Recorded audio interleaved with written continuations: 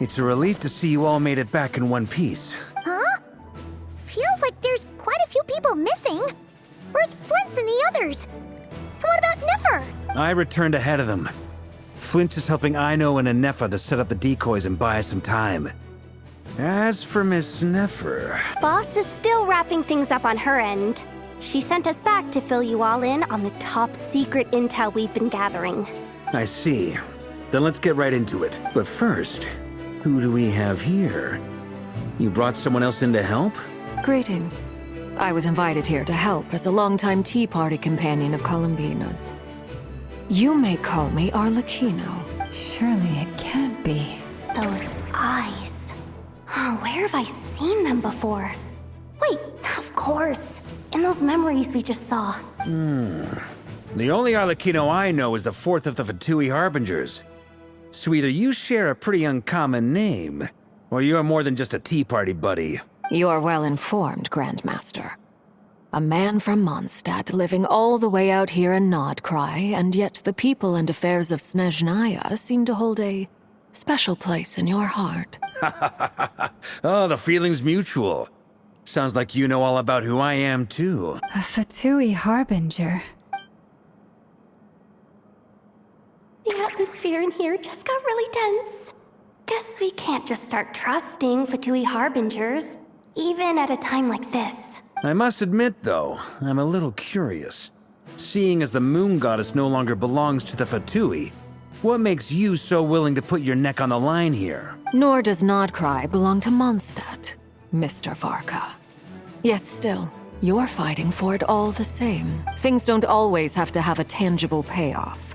Sometimes, stopping things from spiraling out of control is a higher priority than chasing the spoils of victory. Of course, I can't say there's nothing in it for me at all. But that's between Columbina and myself. Forgive me. I don't mean to doubt you. It's just that the Fatui really have been the source of many of our troubles. We have our own way of doing things here in Nod-Krai.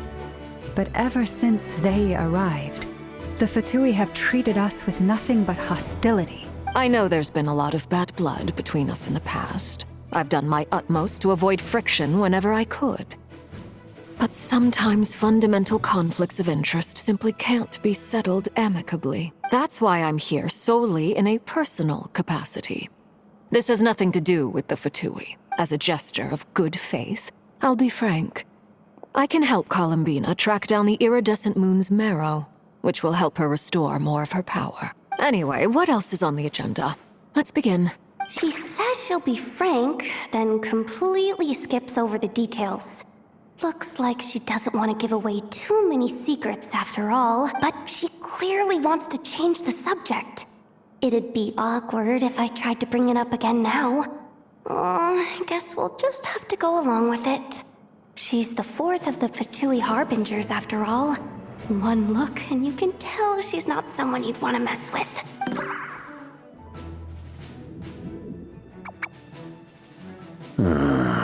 Well, since Miss Arlecchino sounds confident in her ability to handle that, we'll proceed to the next topic. Yehoda, time to share that top-secret intel. Alright, listen up everyone. First, we now know that Rerir was originally a Conrian secret agent whose primary mission was to hunt down and assassinate the so-called Dregs of the Crimson Moon. The Dregs of the Crimson Moon? Mm-hmm. In the memories, there was a lot of talk about the Crimson Moon and Eclipse, and a whole bunch of other stuff from the time of Conria. To my knowledge, those were the names of two different Conrian dynasties. Long, long ago, it is said that the people of Conria worshipped the Crimson Moon, drawing a mysterious power from its reflection.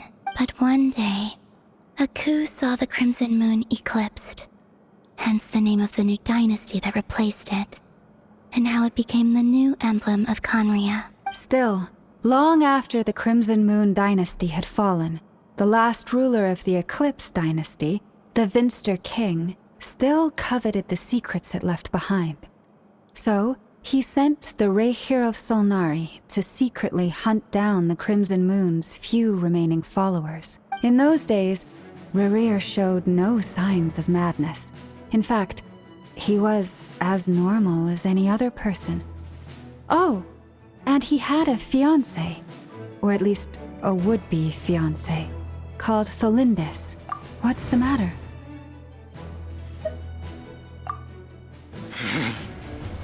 Verfnir, Freindaughter, Tholindis.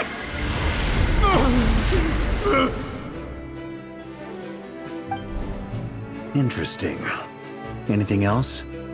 What about this would-be fiancé of his?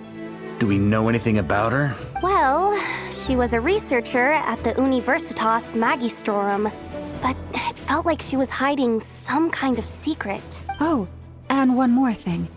For some reason, Rerir's fragment also contained some of Tholindis' memories, though only a very small portion. Well, no shortage of potential leads, I'll give you that. In any case, it sounds like we can conclude that while Tholindis was still around, Rerir appeared to be lucid and quite normal. Tholindis, it seems, must have been the one thing in this world that he couldn't let go of. Tell me, though, were these pure-blood Conrians we're talking about here? Why do you need to know that? Hold on. If she was a pure-blood Conrian... Oh yeah, just like how it was with the captain. If we could somehow find her, do you think there's any chance Rerir might regain some of his sanity? It's possible, but it would take a miracle. We can't pin all our hopes on that. That merchant who Nefer knows, Dori Sangama Bay. Maybe we could hire her to look into it. All right, then. Let's keep working in our separate teams. Traveler, Paimon, Kutar, and Miss Arlecchino will go look for the iridescent moon's marrow. As for the others... On the way over here, I noticed that the Wild Hunt monsters had grown even more frenzied in their search for Kutar. At this rate, the people living here will be in grave danger too. So I'm thinking of gathering together some of our followers to go wipe them out. I'll head back to the curatorium and meet up with the boss. Feels good knowing we've all got something to be getting on with. Given that the Wild Hunt has been a lot more active lately, the Lightkeepers have likely begun their own operations too. If that is the case, someone will need to pass the news on to Flint's. I'll hold the fort for now. Then discuss our next move with Flint's, Ino, and Anefa when they get back. All right then. Well, the clock's ticking. If that's everything, we'll be on our way. We'd better get moving too. We'll try to buy you as much time as we can. Relax. Just do your thing. I decided to call in some backup since things are getting so hairy. Our reinforcements should be here any minute now. Stay safe, everyone. Dismissed.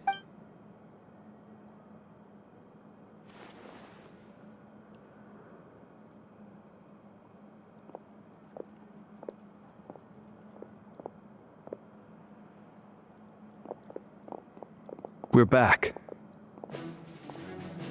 Did we get here a little early? Or a little late? A tad late. The others have already set off. To summarize, our resident moon goddess has found us a new ally, and Boss Nefer has uncovered some promising info. Everything going smoothly on your end? Not great. I don't know how long we can stall them for. The decoys are getting taken out way faster than we imagined. I'm gonna make some more later, but I need a timeout first. I'm so tired right now. Oh, right! Inefa, could you fill in Uncle Varka on what we just discussed with Flint's? Sure. Uncle Varka, you previously told us about how when you went to investigate a source of the Wild Hunt in Amsvartnir, you discovered that it was just a diversion. But according to Flint's intel, several outbreaks of the Wild Hunt had already occurred in Nod-Krai in the period leading up to that. That was before Rerir had regained his body, when he was far from regaining his full strength. In other words, in theory at least, he still lacked the means to act in two places at once. Flint's, with everything that's been happening, the Lightkeepers across Nod-Krai are rallying to fight back against the Wild Hunt. They're gonna need your help. I know, I'm sure you're capable of coming up with something far more effective than decoys. But for now, you should stay here and get some rest. And Efa and I will head back over to Amsvartnir to see if there's anything I missed. I told you Uncle Varka would say that, didn't I? A deal's a deal. Not a word about my snack intake for the next week. Database updated. Reliability of Aino's predictions increased. What does that mean? They were betting on how you'd respond after hearing their intel. It's the obvious choice, isn't it? That's hardly worth betting on. We already decided that Anefa should go investigate the situation over at Amsfartnir on her own. You might as well stay here and keep watch. Someone needs to hang back and oversee our strategy meetings. And besides, you still haven't fully recovered from ambushing Rerir. So I've ended up with the easiest assignment. Well, I appreciate it, everyone. See you when you get back.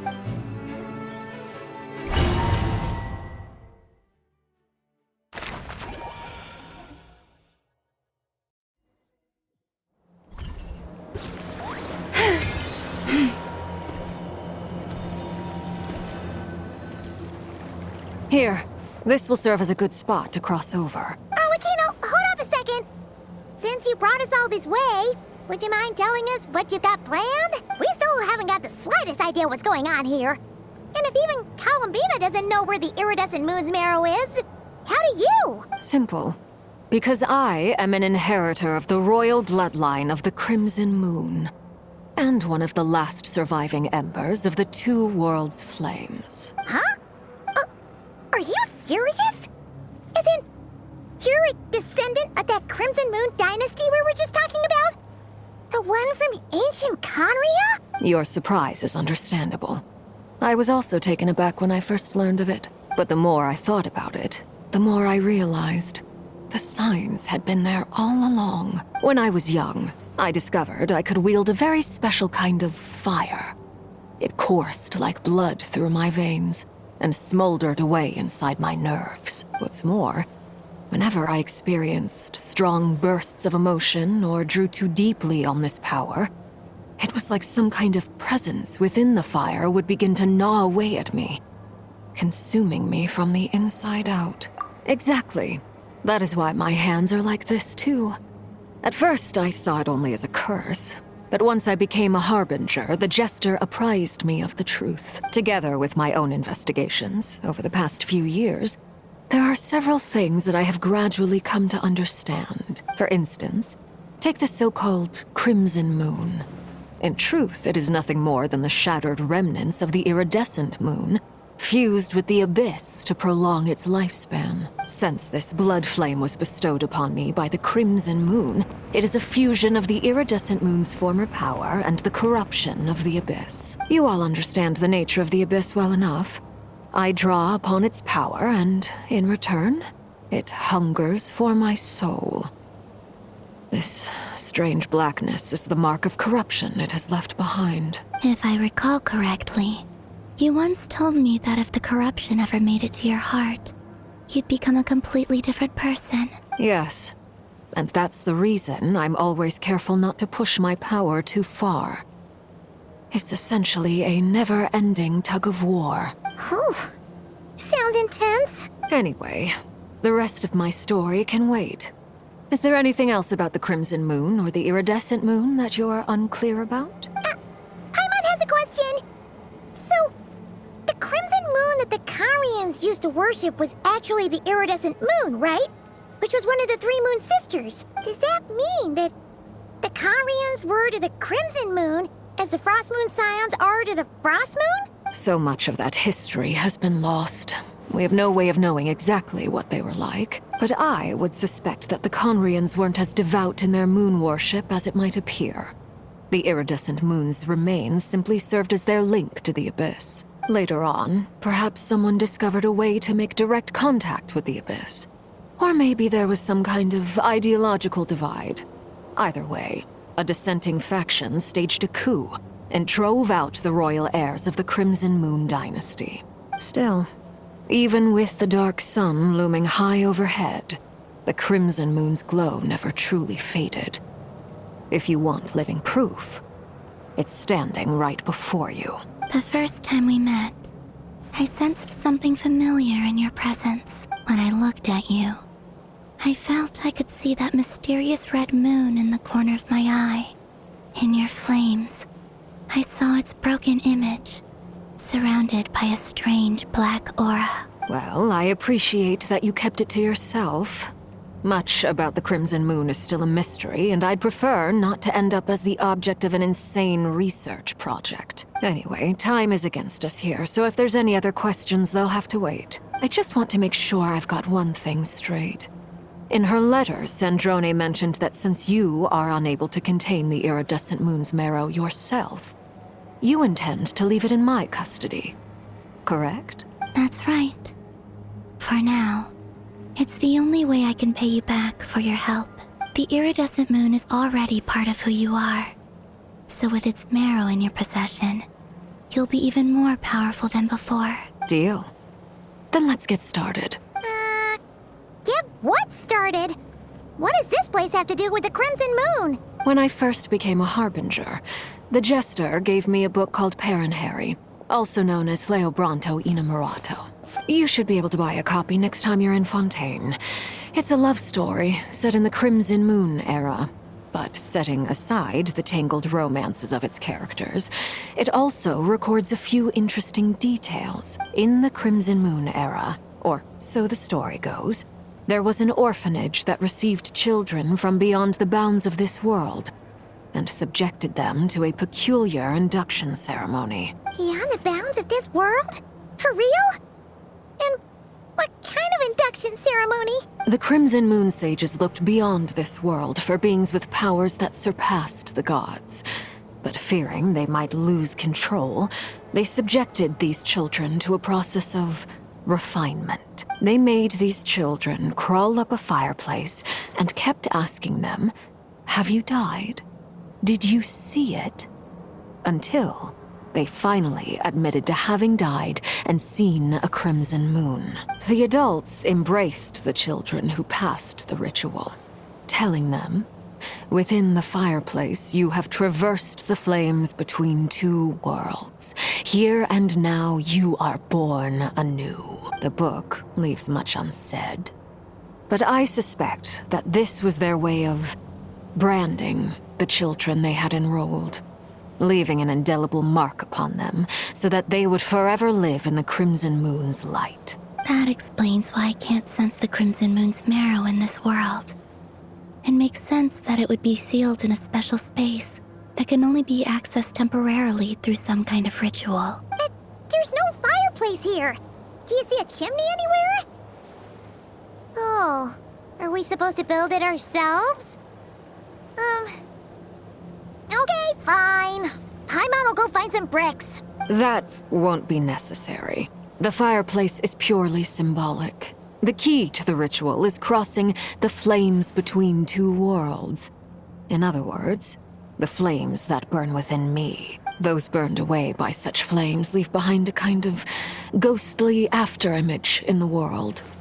In the days of Conria, people believed they could be used to bridge the gap between the two worlds of life and death. In short, I can open a passage to that space for you. That's the easy part. The catch is I'll need to stay on this side to keep the passage open, so I won't be able to come with you. Once you're inside, you'll have to find your own way. Very well. Then I'll open it up. Traveler, spare me a little more moonlight if you would. I may need it.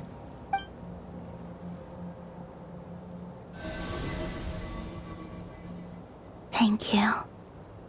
I feel like I've recovered some of my strength now. It should be enough to move us across short distances and confront whatever dangers might await.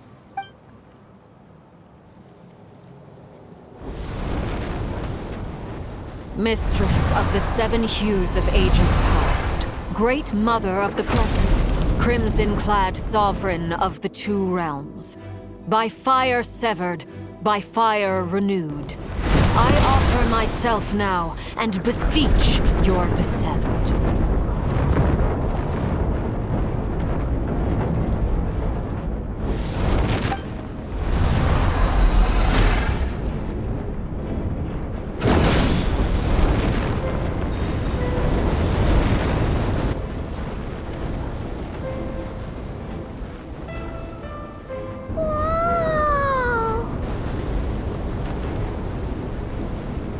One word of advice. As you're crossing over, no matter what voices you hear, do not answer. Got it! I sense a sinister gloom inside, but also the familiar light of the moon. I feel that I am about to meet an old friend who has changed beyond all recognition. All right, let's go.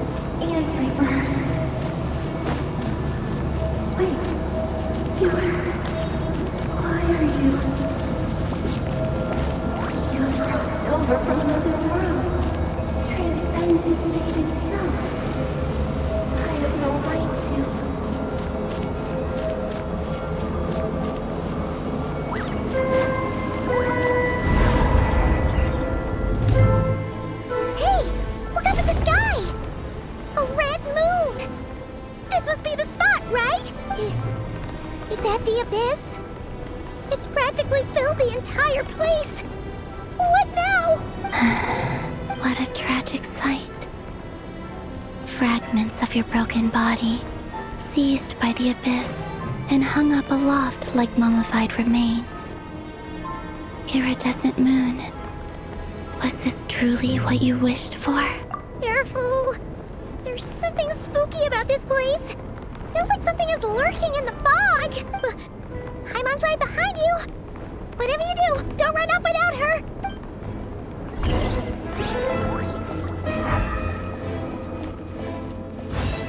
By the way, Columbina, didn't you tell us that the iridescent moon had shattered into pieces? The moon up there looks pretty whole to Paimon. How is that possible?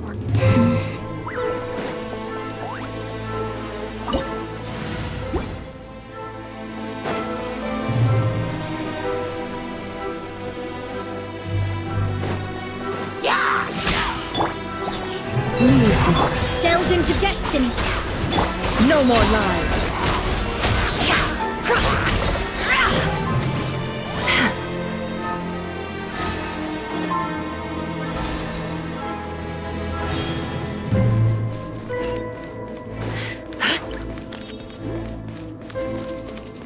Just like I thought. It was only a facade.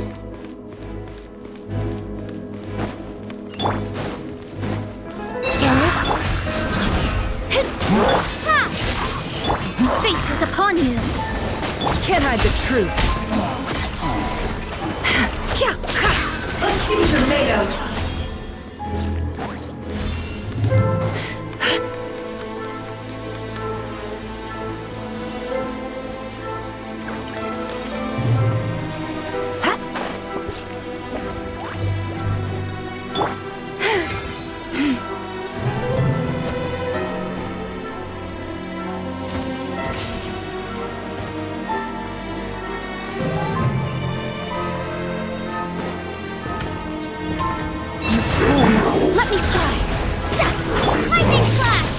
No more lies.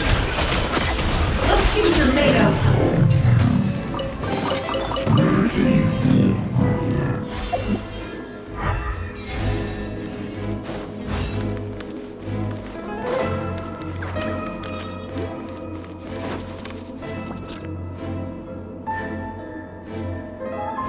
Huh?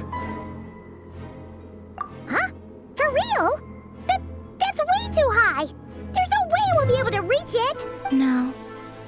I'm not sensing anything up there. It's coming from under the mountain. Let's see... Ah! There's some kind of weird shadow over the water!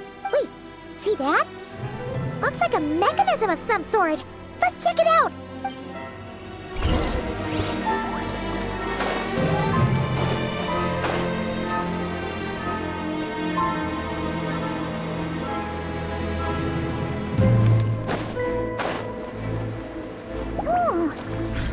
like a device from the time of Kalia. Maybe people once came here to study the Crimson Moon's domain, and they left this behind.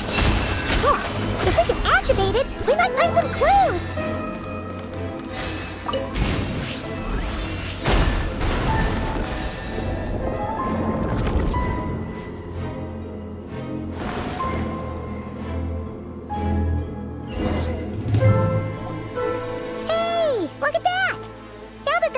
Running, the shadow in the water looks different. Do you think these mechanisms might be the key to unlocking the secret? Let's try to find more of them! Thalindis, we'll leave the rest of the research in your hands. We'll be heading back now. I hope this isn't ruining date night. Ugh. Mind your own business. Just leave me some snacks on the table. Thalindis? Is that Rear's girlfriend? How come we're... Oh, yeah. So, do you think she was studying this strange space all along? The Abyss has made this space extremely unstable. Maybe that's why some of the things she said and did were preserved here. Like echoes. Or after images. Whenever I see this view, it takes me back to a poem from my childhood. Waning moon, oh lifeless damsel, weeping on the mountain crest. Mourning still in wistful tone, her fragile soul now laid to rest. For me, of all people, to be here investigating the mysteries of the Crimson Moon space. Is it a coincidence or something more?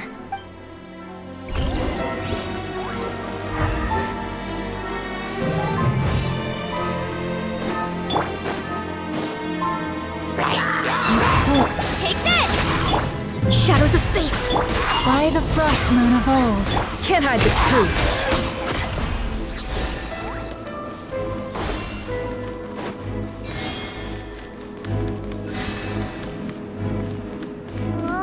Looks like the Abyss has messed up this mechanism. We need to find a way to get it working again. Let's see if there are any other devices nearby. Let me scry! Written in the stars! No more lies.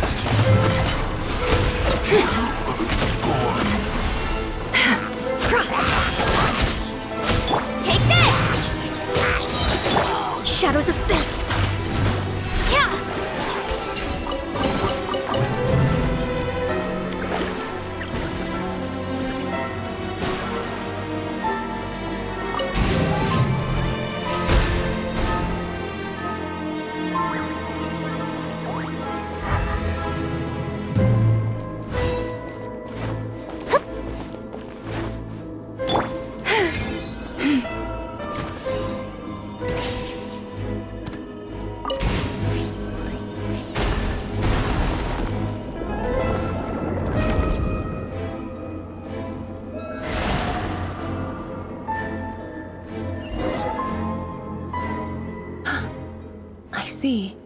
So the moon marrow, or rather the power of the 3 moons, is the key to unlocking... If it really does exist, then maybe this madness can finally be put to an end.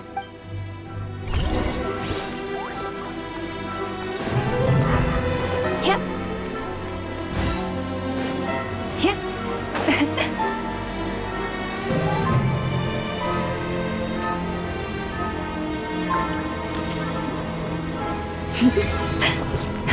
Take cover behind the rocks!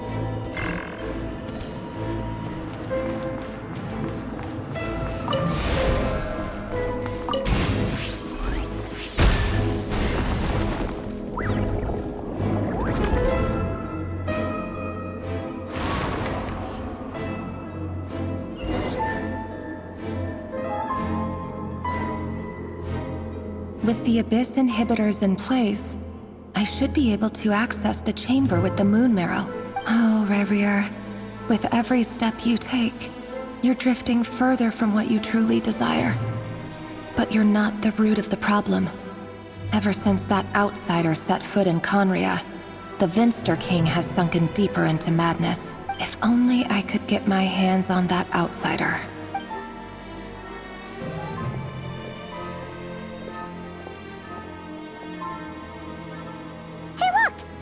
moon's reflection is back to normal.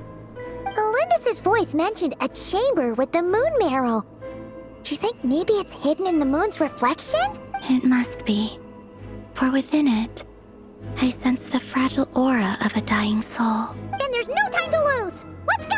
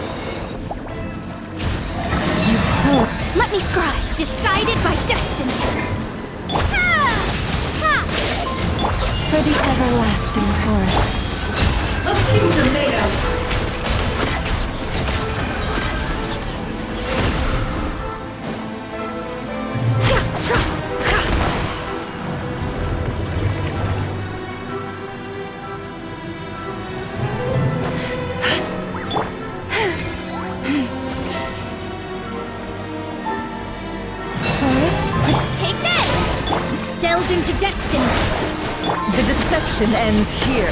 Can I the truth?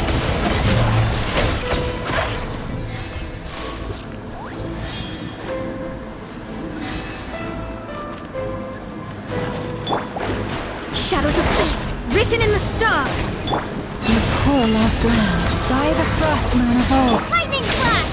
It all adds up.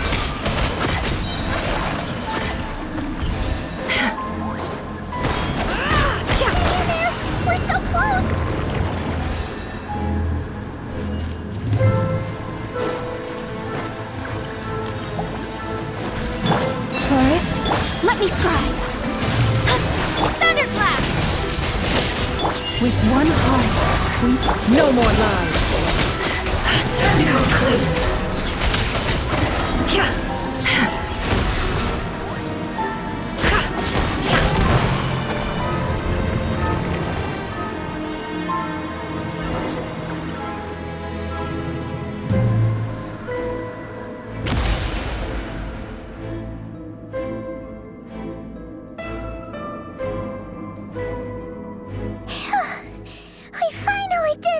The iridescent moon's marrow, still burning away like an undying flame, yet now contaminated by the abyss.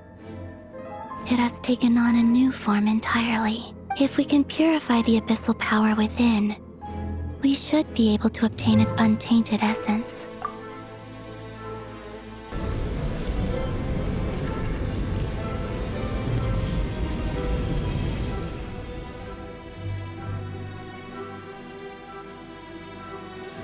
It's so cold. Is it you? Are you here? Huh? Are you talking to us? At long last, I can see you once more. Our fates have crossed, and I am finally free. I'm sorry, I lied to you. Even knowing what was to come, I still couldn't let go of the fear in my heart. As death drew near, the moment the moon shattered, my body began to split apart piece by piece. Like I was being cut into pieces by 1,000 blunt blades. My thoughts scattered as the cold crept in. But I could not bear to fade away like that. Tell me, what was it that brought you to us all that time ago? If only I had possessed your courage, then I might have been spared this torment, more painful than death. You look so puzzled. That's how I felt too when I first saw you. But trust me when I say that everything happens for a reason. Farewell, Hypo.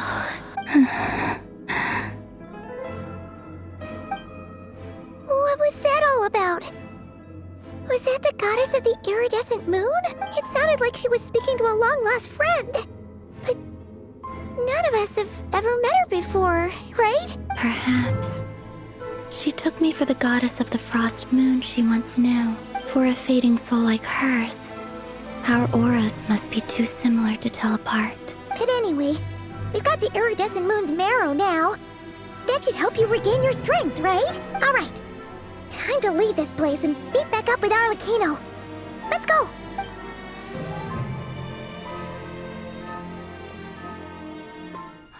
That's odd. This place looks different than when we came in.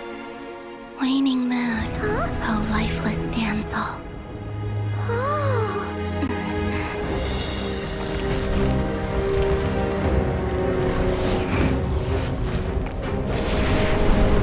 Hurry! The place is collapsing! It wants to trap us here. Who's it? The Abyss? Now we've taken the moon marrow. All that's left here is a dark will.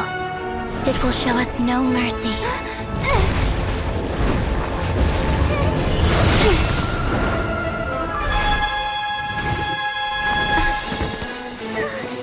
Give it back! The crimson moons! My marrow!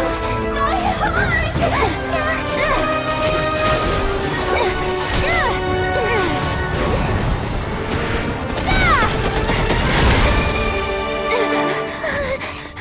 Finally! Huh? Oh no! The exit's blocked! They're back! Now what do we do? This is where you fall. Witness my rise. Hey, What are you waiting for?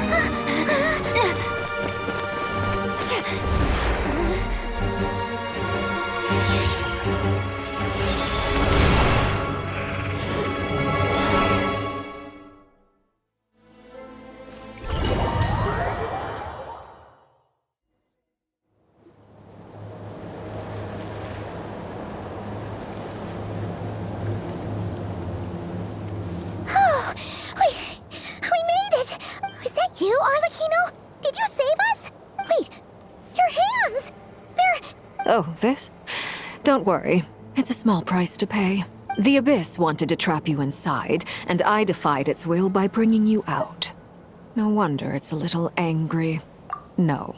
I have paid the price, albeit a small one, and it cannot be undone. My hands have already fused with the Abyss. Purification would simply destroy whatever's left of them.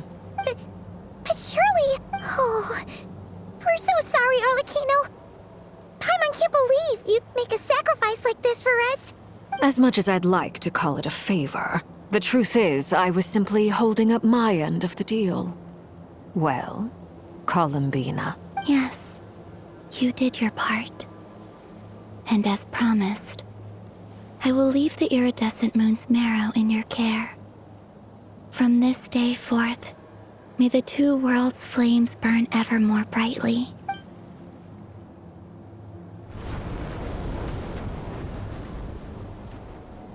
I'll take that as a blessing. Now, Columbina, give me your hand.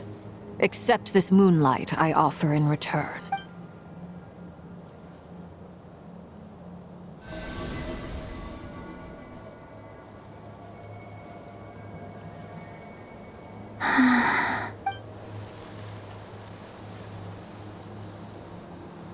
Feeling stronger? Hey, Columbina! Are you okay? I'm fine. Our powers are a little at odds, that's all. By the Frost Moon's authority alone, wielding the power of the other moons was always going to be a stretch. Still, I think it's fair to say that your strength has returned. At least to the level it was at as Third Harbinger.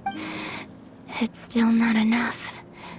There's no way I can hope to challenge Rayrier like this. Just one more ray of moonlight, if you would. It's okay. I can take it.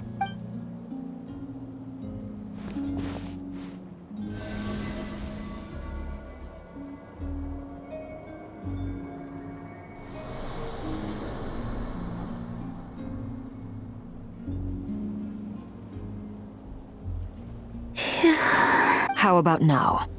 Fighting fit? At the very least, I won't have to stay hidden like before. I want to see him gone from Nod-Krai. The Ray here of Solnari and his wild hunt must be sent back where they belong. Well, it's good to have something to aim for. You certainly seem more alive now than you did earlier. When I first met you, you didn't strike me as a ray of moonlight.